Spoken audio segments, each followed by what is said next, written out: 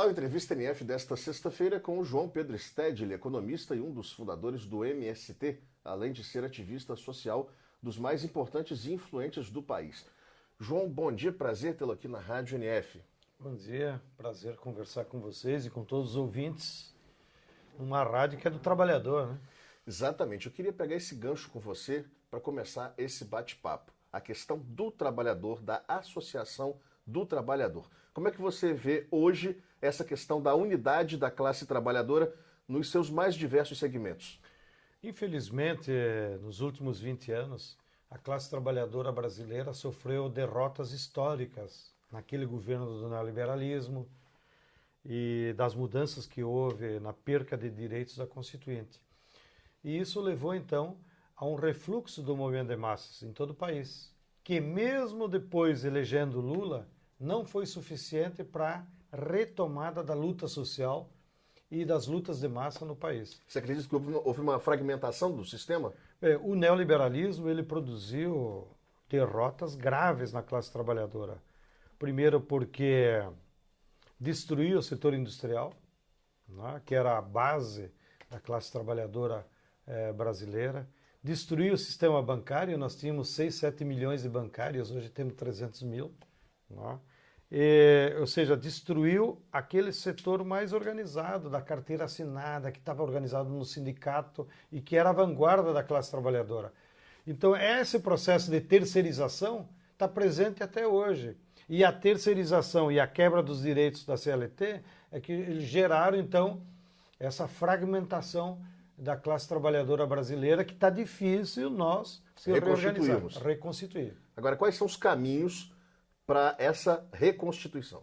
Bem, há muitas formas de analisar isso, mas eu acho que o primeiro passo é nós identificar que temas todas as categorias têm interesse, que vai mais além da luta por salário. Os temas comuns. Os temas comuns. Então, eu percebo que nesse ano, independente da posição dos sindicatos e das organizações em relação ao governo, mas está começando a criar um clima de unidade em relação a temas políticos que antes não estavam presentes. Como, por exemplo, a luta por uma reforma política que democratize as eleições no Brasil e que garanta financiamento público de campanha, porque do jeito que está agora, os capitalistas vão eleger sempre quem eles quiserem, de deputado, prefeito e governador. Então a classe trabalhadora, se quiser garantir seus direitos na política, tem que democratizar o processo eleitoral. Segundo, nós temos que ter uma reforma no Poder Judiciário, porque o Poder Judiciário está agindo todo o tempo a favor dos capitalistas e contra os trabalhadores. Basta ver, mesmo quando uma categoria está bem organizada e faz uma greve, logo vem o Poder Judiciário e estabelece multa, estabelece prazo, sempre contra os trabalhadores. E instrumentos pesados de repressão. Muito, tanto repressão como multas. Né? Então a greve está criminalizada no Brasil, que é um recuo, né? A greve foi uma conquista do século XIX. E agora nós somos no século XXI e é um problema fazer greve, que é um direito do trabalhador.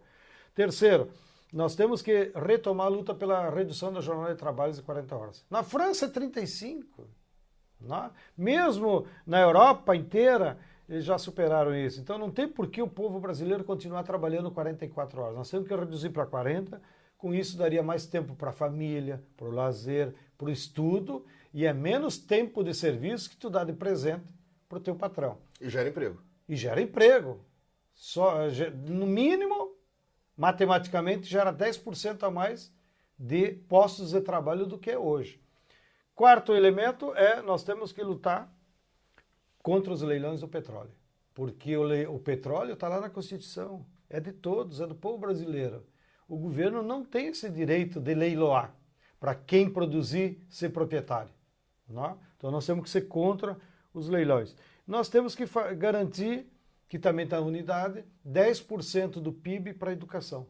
Que é isso que vai poder botar mais dinheiro no sistema educacional brasileiro, para eliminar o analfabetismo, para conseguir botar a juventude na universidade. Então, esses temas eu acho que estão dando uma unidade nos movimentos sociais que pode permitir, a partir do segundo semestre, nós ter a retomada de grandes mobilizações populares no Brasil.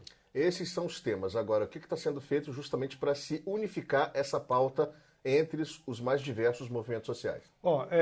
Várias categorias já estão colocando em debate esses assuntos, como nós fizemos essa semana aqui no Congresso dos Petroleiros do Norte Fluminense. Eu estive no Congresso dos Químicos, estive em outros congressos, e nós temos programado para o dia 6 de maio uma plenária nacional dos movimentos sociais, lá em São Paulo, para justamente tentar aglutinar todas as forças que estão de acordo com essa pauta. Bem, consertado em quais são os temas fundamentais, aí o segundo ponto de debate. E o que nós vamos fazer para conscientizar o povo? Porque o primeiro passo é nós temos que explicar para o povo que isso é fundamental para a vida dele.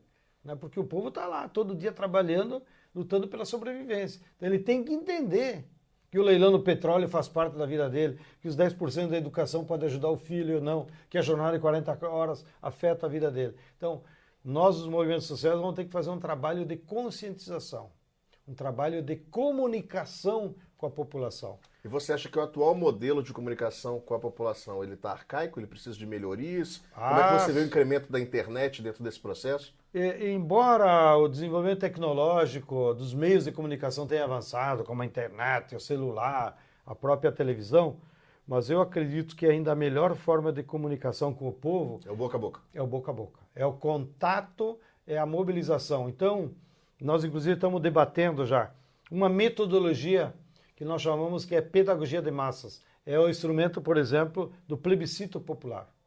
O plebiscito não decide nada na lei, porque ele é popular. Né? Mas o fato de você fazer uma campanha e durante uma semana pedir para o povo votar, isso obriga o militante a convencer a pessoa, explicar, e a pessoa toma uma atitude. E o assunto fica em pauta. E o assunto fica em pauta. Porque quando ele diz, eu sou contra o leilão dos petróleos, ele tomou uma decisão. E aí ele chega em casa e diz, não, eu votei, eu também fui contra, entendeu? Ele já começa a participar de maneiras que o passo seguinte, se tu chamar uma mobilização ou tu chamar uma luta concreta, essa pessoa já está mais sensibilizada. Tanto é que foi assim, mesmo em pleno governo Fernando Henrique, que nós derrotamos a ALCA, que o governo Fernando Henrique era aliado dos americanos e eles queriam aprovar a qualquer custo aquele projeto da ALCA, que era a Aliança de Livre Comércio para as Américas, que só ia favorecer as empresas estadunidenses. Bom, o governo na mão deles, a mídia na mão deles, o que nós fizemos? Um plebiscito popular.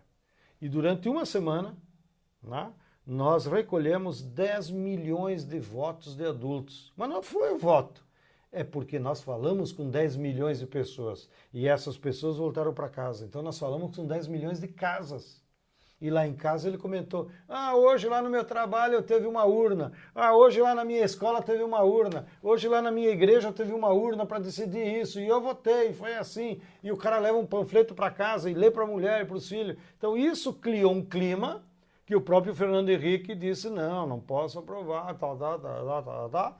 E também ajudou a população a conscientizar, para que daí quando veio a eleição de 2002, porque o plebiscito foi em 2001, quando veio a eleição de 2002, a população disse, então nós vamos votar no Lula porque ele também é contra a ALCA. Então, é um somatório desse processo de conscientização que vai acumulando forças. E é isso que nós temos que retomar.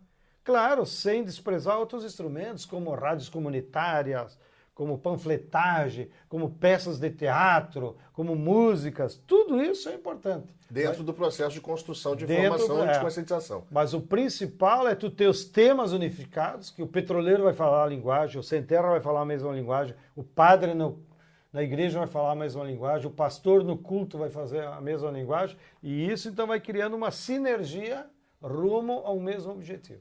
Isso que eu ia te perguntar agora, você citou dos pastores. Qual o papel da igreja e das universidades dentro desse processo? As igrejas elas têm um papel muito importante no Brasil, porque, em geral, elas atingem a camada mais pobre. Porque a burguesia nunca foi religiosa.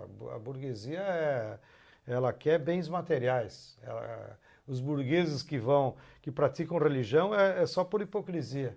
Então, quem usa a fé como reflexão pessoal são os pobres. Então as igrejas têm um contato permanente com os pobres. Então é muito importante para um projeto de mudanças no Brasil que nós consiga sensibilizar padres, freiras, pastores, para que eles nos ajudem a conscientizar o povo. E o movimento estudantil também. O movimento estudantil aí já é mais complicado, porque há um setor do movimento estudantil, como por exemplo aí o movimento que está surgindo agora do Levante da Juventude, que está começando a se ligar nos temas da sociedade, do povo, né? E há um movimento estudantil que, na minha opinião, ainda é alienado, que em geral é das universidades federais, onde estão os filhos da classe média, que só se mobilizam por temas assim muito estratosféricos, né? Só para dar um exemplo e não dizer que eu sou contra.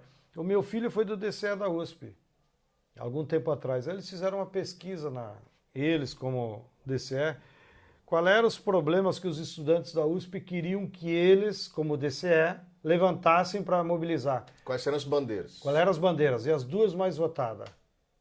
Problema de estacionamento e a liberação da maconha. Óbvio, não tem nada a ver com os problemas do povo. Então, mas claro que eu estou usando um exemplo que não é da maioria, porque a USP, a universidade mais elitizada do país, ela não serve de exemplo.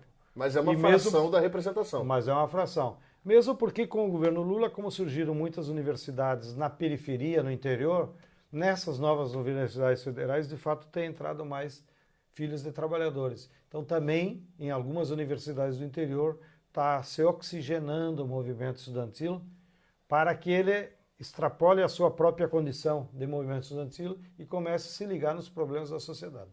Você agora há pouco falou de alienação, queria pegar esse gancho também do movimento estudantil para a gente tentar traçar um paralelo. Você está na militância há muitos anos, há várias décadas.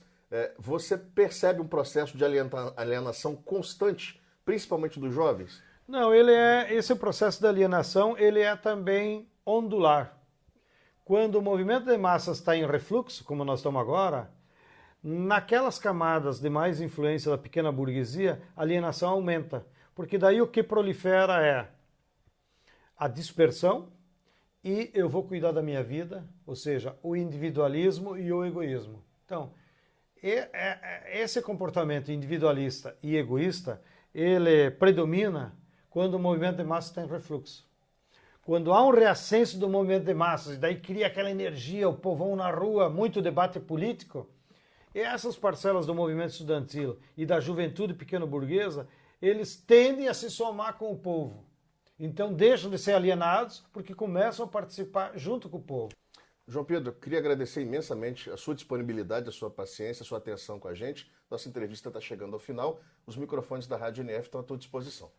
Eu agradeço a vocês por essa oportunidade e aproveito para cumprimentá-los, porque justamente um dos problemas que nós temos para construir um novo modelo e democratizar a sociedade brasileira é a concentração dos meios de comunicação, sobretudo das televisões e dos jornais.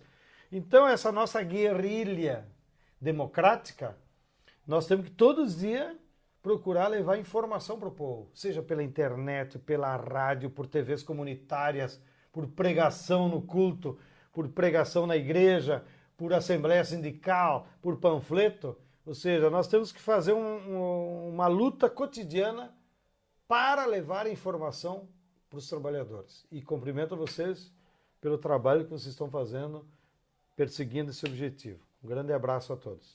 Muito obrigado. Esse foi João Pedro Stedley, economista, ativista social, um dos fundadores do MST, nosso entrevistado desta sexta-feira no Entrevista NF. Você assistiu agora há pouco alguns trechos dessa entrevista. A entrevista na íntegra está disponível na Rádio NF, www.radionf.org.br. Até a próxima.